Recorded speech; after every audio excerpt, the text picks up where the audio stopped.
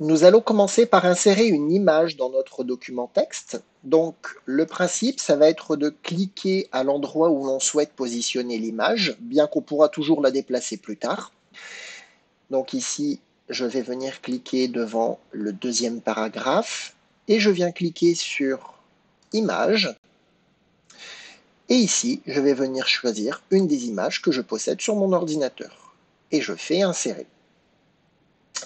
Mon image vient de se positionner dans mon document.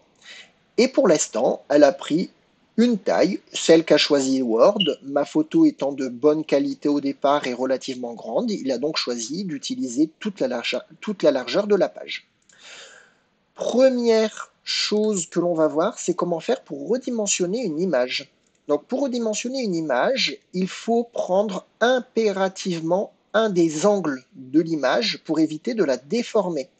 En effet, si on prend un côté, très rapidement, on va déformer la photo, ce qui serait, à mon avis, assez malvenu. On va donc se servir d'un des angles de la photo, donc peu importe l'angle, et on va cliquer sur l'angle, et sans lâcher le bouton de la souris, on va comme ça pouvoir déformer, plutôt redimensionner la photo. Ici, vous constaterez que la photo a provoqué un grand blanc dans le texte. C'est normal, la photo se comporte comme une énorme lettre. Par exemple, si ici le G que j'ai sélectionné, je venais le grossir énormément, eh bien en fait, ma photo a utilisé à peu près le même effet que ça, à savoir qu'elle se comporte comme une énorme lettre. Ici, on va donc modifier le comportement de la photo et le comportement de la photo avec le texte. Pour ça, deux solutions. Quand on clique sur l'image, on a un ruban qui est apparu en haut qui s'appelle Format de l'image et on va pouvoir faire absolument toutes les modifications sur l'image grâce à ce ruban. Ici, l'outil que je souhaite vous montrer se trouve à deux endroits différents. Il se trouve dans l'outil Habillage du ruban Format de l'image, mais on peut aussi retrouver exactement la même chose ici. L'outil Habillage est présent sous la forme d'un petit bouton juste à côté de l'image. Si on regarde les différentes propositions qui sont faites, on comprend assez vite ce que ça va réaliser.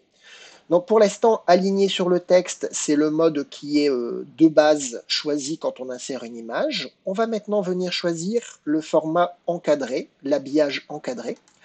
Donc le principe de encadrer, c'est que le texte va venir encadrer l'image et si on déplace l'image, on s'en rend parfaitement compte ici. On voit que le texte entoure l'image sous la forme d'un cadre. Si je fais pivoter mon image, donc l'outil pour pivoter l'image, c'est le petit rond qui se trouve au-dessus. Donc si on fait pivoter l'image, on se rend bien compte ici pourquoi on a utilisé le mot encadrement. Tout simplement, le texte reste très droit autour de cette image pour former un rectangle. Ce qui va me permettre de vous montrer l'outil, plutôt l'habillage adapté. L'habillage adapté, c'est un habillage qui va venir faire en sorte que le texte vienne au plus près de l'image. Et ici, on n'a plus forcément le texte qui reste parfaitement droit, mais qui vient plutôt épouser les contours de l'image. Si j'incline un petit peu plus mon image, on va très bien s'en apercevoir ici. Et pour finir, on a deux autres modes intéressants. On a le mode derrière le texte. Donc, bien entendu, comme son nom l'indique, l'image va passer derrière le texte. Alors, on verra tout à l'heure comment il est possible d'améliorer la lisibilité du texte. Et on a le mode devant le texte qui, là, va cacher le texte vu que l'image se trouvera devant. Donc là, encore une fois, c'est à vous de savoir ce que vous voulez faire. Ça peut avoir des intérêts, mais bien entendu, ici, du coup, votre texte est caché et c'est à vous, du coup, de choisir le mode qui convient le plus à ce que vous voulez faire. On va revenir un court instant sur le mode derrière le texte. Et ici, on va essayer de rendre le texte un petit peu plus lisible. Je réagrandis un petit peu ma photo pour en faire par exemple un fond de page. Et l'outil qui va nous permettre d'améliorer la lisibilité du texte, c'est tout simplement la correction des couleurs de l'image. Donc ici, forcément, je suis sur une image qui est plutôt sombre avec les grains de café, et puis même par la couleur de la table qui elle aussi est plutôt sombre. Donc il n'y a pas beaucoup d'autres possibilités que d'éclaircir l'image. Alors, on a plein de possibilités pour ça. Ma préférence est dans l'outil couleur. Dans l'outil couleur, on a un mode dans recolorier qui va normalement complètement s'adapter à la situation et qui va donner dans la plupart des cas le meilleur résultat. Donc ici, il s'appelle estomper ce mode. Et même si ça peut vous paraître très clair sur votre écran, à l'impression, ça va toujours ressortir un petit peu plus foncé. Et je sais par expérience que c'est le mode qui privilégie à la fois la possibilité de continuer à apercevoir la photo tout en ayant une lisibilité parfaite du texte. Bien entendu, par contre, si votre photo est très claire de base, ce sera peut-être pas forcément le meilleur mode.